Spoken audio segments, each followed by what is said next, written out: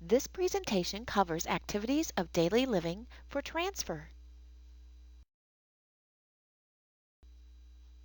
Upon completion of this presentation, viewers should be able to explain the purpose of ADL documentation, define functional tasks associated with transfer, identify the key components of ADL documentation, comprehend key terms for ADL help, and accurately document ADL help for transfer.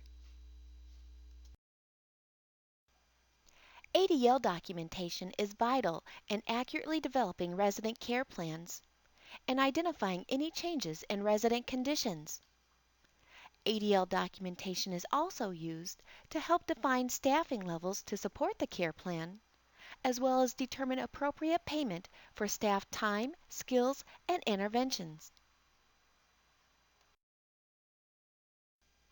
ADL documentation should accurately measure the heaviest amount of help a resident receives at any given time in terms of what kind of help is provided, when the help is provided, how often the help is provided, and the level of staff support provided.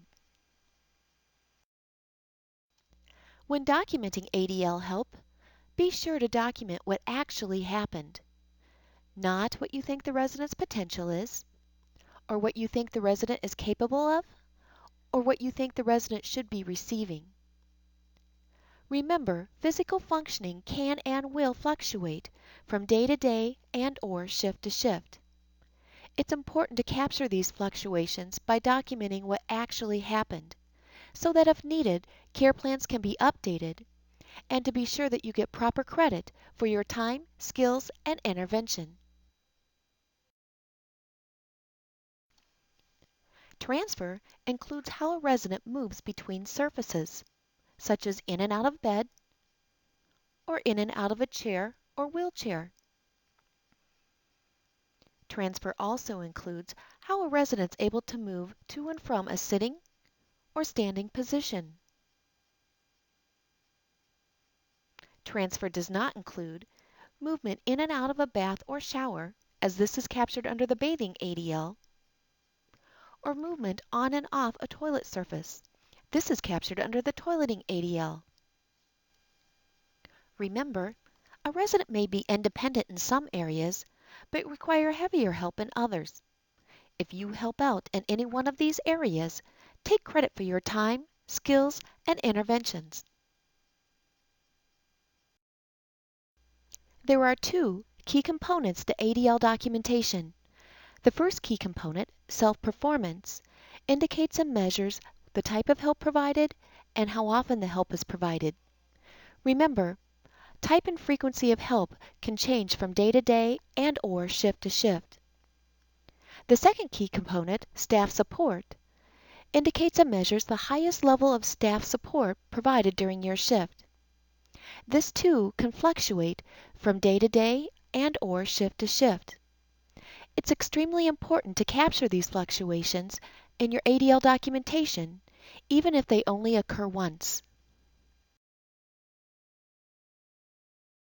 Options for type of assist, falling under self-performance, include independent, cueing or supervision, non-weight-bearing assist, also known as limited assist, weight-bearing assist, also referred to as extensive assist, 100% staff performance or total dependent, and activity did not occur.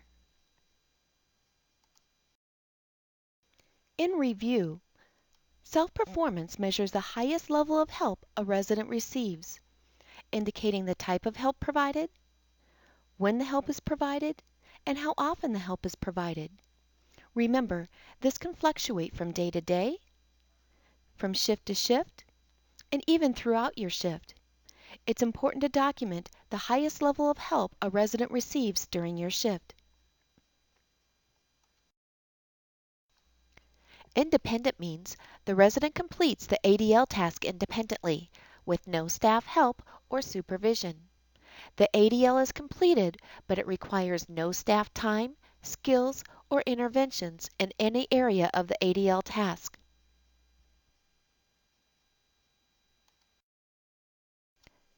Examples of independent include a resident's ability to complete the following task with no staff help or supervision.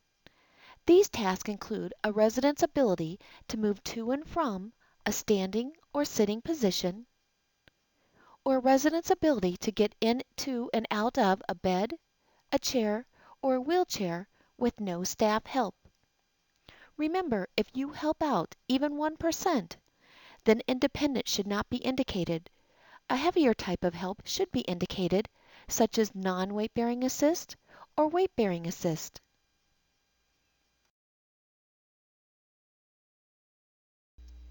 Cueing and supervision involves no physical contact between resident and staff. Staff use their eyes and/or voice only to observe or cue the resident through ADL tasks. Cueing and supervision includes visual oversight for safety, verbal cues, directions, or reminders, as well as encouragement and praise. There is no physical contact during cueing and supervision help. Examples of cueing and supervision for transfer include verbal reminders to lock a wheelchair before transferring in or out of the chair, or staff cueing a resident to hold on to a chair, cane, or walker for support while moving safely to a standing or sitting position.